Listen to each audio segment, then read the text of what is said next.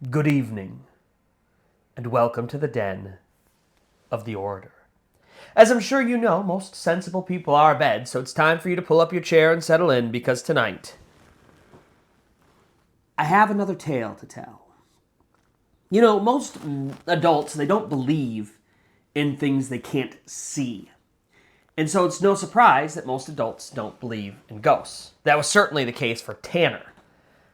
That is until he was 45 years old, late at night, alone, isolated on a dirt road. That was when a ghost decided to say hello.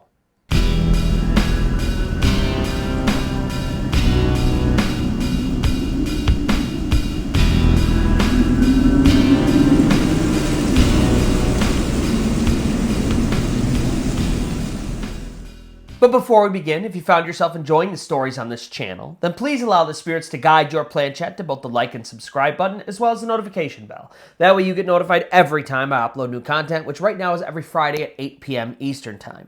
Second, as impossible as it may seem, all of the stories on my channel, unless otherwise specified, are true accounts of the supernatural and paranormal. Today's story comes from Redditor TastyToe2397, and I'll make sure to link his original story below. But if you or anybody you know has a story that you think would fit well on my channel, just reach out to me on any of my social media, and we'll find a time to get together, collect your story, and potentially one day feature it here on The Orator. And lastly, if you want to help support the channel, then please check out my merchandise and my Patreon, as those are great ways to support the channel as I continue to put out new videos. And now, with all of that out of the way, let's get on to today's story. It is a tale that I call Ghost in Uwharrie. So Tanner is 45 years old, and he grew up in North Carolina near the Uwharrie National Forest. And if you ever look at this place on a map, I mean, it is pretty isolated, very kind of mountainous region, very forested. And so Tanner, you know, he had neighbors growing up, but they were pretty far removed, not right next door, lots of woods in between him and any of the other houses. If you walked out onto his front porch and looked around, you would feel like you were isolated. You would feel like you were alone. And that was just the area that he grew up in. But eventually, Tanner does grow up, he moves out, and for a long time, he has a life of his own. But then, around the age of 45, Tanner decides he needs to move back home. His dad is getting on in years, and he wants to move back in and kind of support him in his latter years. And so he moves back home into that old familiar area near the Uwharrie National Forest. And at first, it's kind of nostalgic and nice. He gets to hang out with his dad, take care of things. And at night, it's just one of those areas that if you're scared of the dark, it can be scary. I mean, you have to think about it. It's very isolated, very mountainous region. Anywhere you were to go, you would not be able to see a ton of civilization without having to travel into a nearby town. And so even though there are these other houses kind of dotting the landscape here and there, to be in that area alone, especially at night, can get kind of creepy. But Tanner, he's an adult. You know, he's a 45-year-old man, and he's lived in this area his entire life. And he's just never seen anything supernatural or scary or anything like that. It's really just kind of a peaceful place to him. And that all changes one night when Tanner just decides to go to the store. He just needs to go to the grocery store and pick up a few things. But it's late. And so by the time he actually gets everything together and sets out, it's like 10:30 at night. And so he gets in his car, and he gets onto his road first. And the road that him and his dad live on is just literally a dirt road that heads up into the mountains. And so it's quite isolated, right? Very removed from, like I said, anybody else. There are a couple neighbors, but he finally gets to the edge of this road, and it turns out onto kind of like a more major highway. Now, when he turns out onto it, it's eventually going to go into town, this second road. But where he's at, where it turns out, that's still a pretty isolated area. It's already heading up the mountain. And so this whole time he's driving down the dirt road and then turns onto the highway, and as he's heading into town, he doesn't see any other vehicles. There is a full moon, and so it's somewhat bright. But it's very lonely, right? There's no other cars. He doesn't see anybody, people walking. That would be really weird in the area. There's just not that many people that live in this area. And so he finally makes it all the way into town. He gets his few groceries. He gets back in his car. He turns around. He starts to head home. And as he's heading home, he sees the temperature gauge on his car, its thermostat, start to increase. And he knows that it has some coolant issues, but he was just heading quickly into town and then quickly back home. And so he's kind of hoping he could make it back before the car fully heated up and there were issues. That as he's getting further from town and closer to home, he's realizing chances are pretty good that he's going to have to pull over. And so he's getting kind of close to his house, maybe like 1.5 miles away still, when he decides, yeah, it is time to pull over. So he pulls his car over. It is overheating, so he gets out and he pops the hood and he goes and checks under it and he's looking at everything, and sure enough, he's got a coolant leak. He knew that this was going to be an issue. It's becoming worse. He does need to fix it. He knows he does. So he goes to his trunk, he checks, and lo and behold, he's out of coolant. Should have probably grabbed some while he was in town, but it completely slipped his mind, and now he's on his way home, and so he's kind of wondering, do I turn around and try to head all the way back into town? And that's too far, and so he's thinking, do I just try to get in my car and make it back home? And so he eventually decides that's what he's going to do. He's only 1.5 miles from home. Let's just try to get home. So he gets back in his car, and he really only drives for another like 30 seconds or so before he decides this is a bad idea. If I continue on, chances are really good that I'm going to just break this car worse, and then it's in true disrepair, and I'm going to have to actually pay a lot of money to fix it instead of just a little bit of money to get this minor fix done. So instead of exacerbating the issue, he just decides he's going to pull over on the side of the road and walk the last like 1.5 miles-ish home. So he pulls over, he gets out, he locks it all up, makes sure it's secure. It's far enough off the road that nobody's going to come around a curve and hit it or anything. He knows it's safe. And, it's 10:30 at night. There's no traffic. He figures he's going to get home, he's going to walk here in the morning, pick it up, and then while it's cold, drive it home, and then he'll get it fixed. So he gets out, and he starts to make his way back home. And right now, he's on this kind of major highway thoroughfare, and it's got, like I said, a lot of moonlight. But it is still very removed from any other people. I mean, town is 10 miles behind him. This entire trip, other than being in town, nobody else has passed him by or been driving behind him. I mean, the area that he goes up into by the Uwharrie National Forest, it's very few people that go up into that area, and so he's very alone. And so he's making his way up the highway, and eventually he hits his road.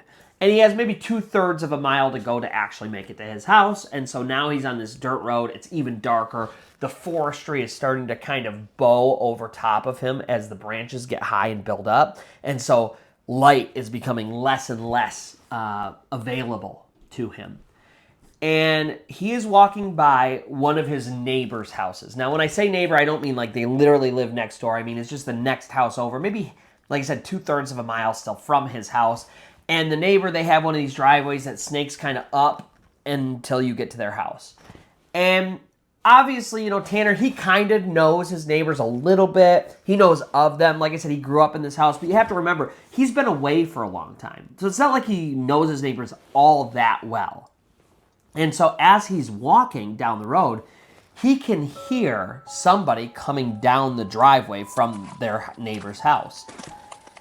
And his first thought is that somehow their neighbor has either seen or maybe even heard him walking up the road, and they are going to come out and confront him. Because remember, this is just such an isolated place. Nobody walks up here. Definitely not. It's like 11:15 at night at this point. And so he's thinking he probably looks like a prowler, somebody dressed in dark clothes. He doesn't have any lights or anything on him. He's just making his way through the dark up into this very isolated area where, it's a mountainous region. There are bears and things in that area. You wouldn't really want to walk this late at night unless you were super familiar with the area. And so, for Tanner, he's thinking, my neighbor probably thinks something weird is going on and they're coming down to check it out. So I don't want a gun in my face or a flashlight or a confrontation. He's kind of worried about that.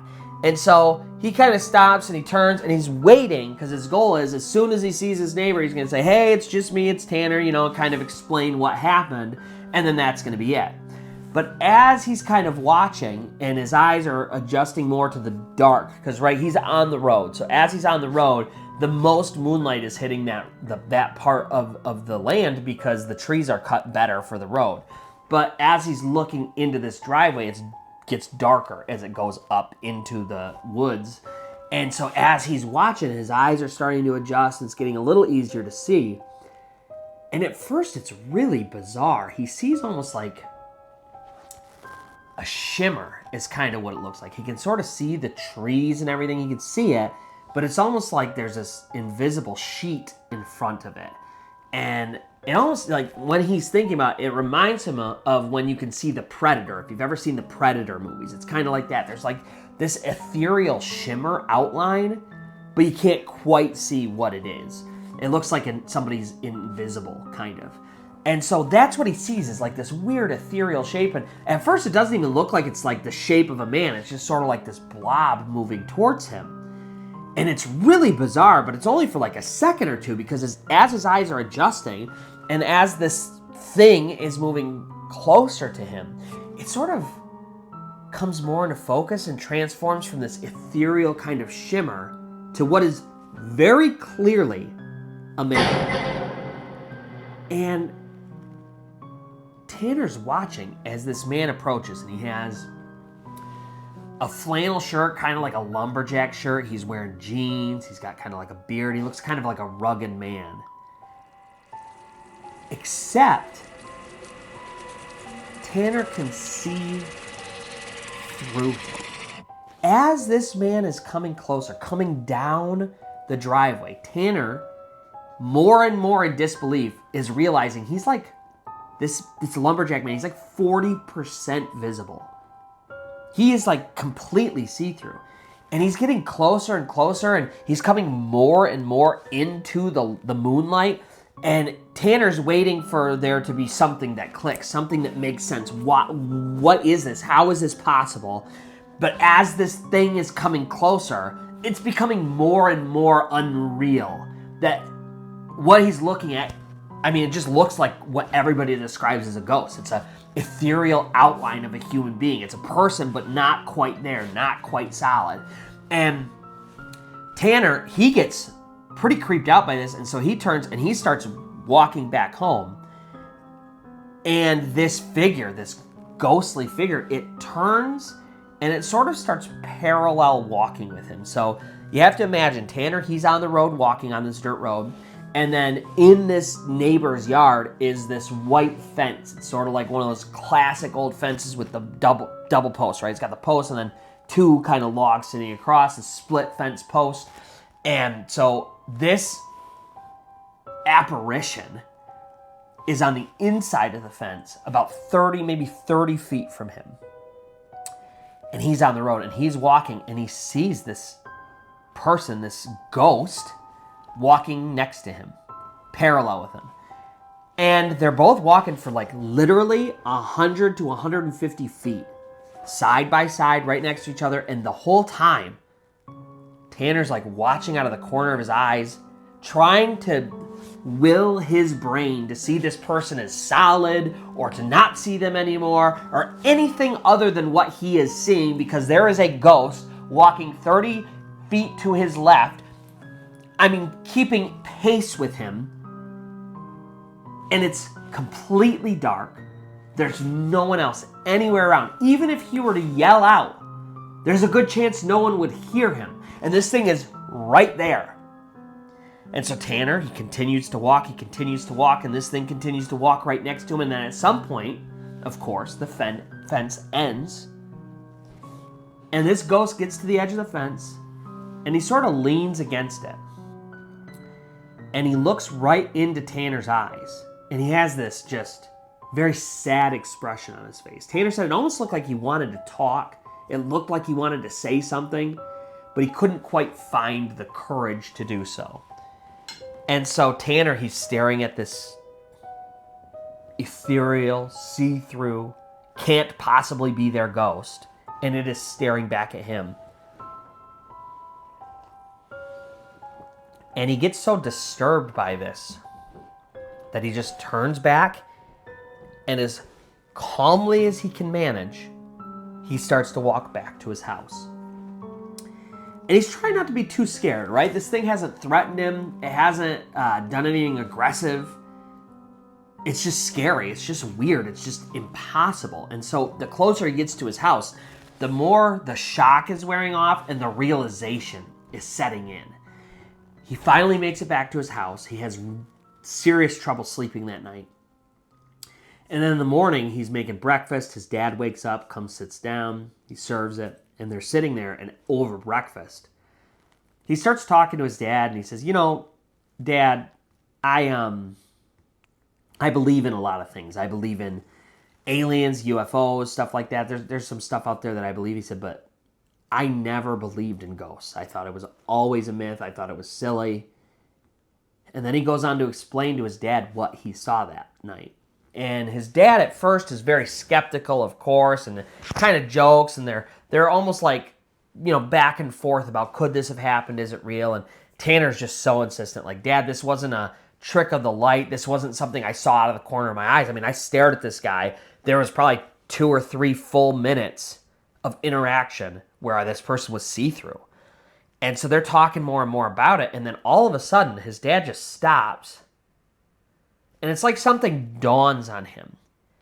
And he goes from kind of joking to being deadly serious, and he's like, wait a minute, where did you say that was again? And Tanner explains, I was right about this area. And he's like, near this house? And Tanner's like, yeah, near that house.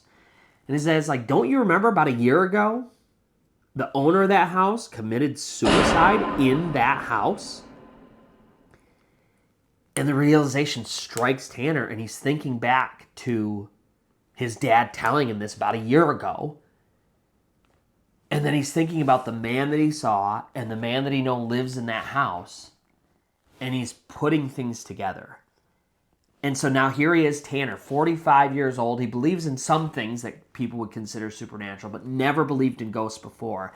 And now suddenly as an adult, he's having to sit there with his dad while the two of them come to the realization that they now live next door, isolated in the mountains,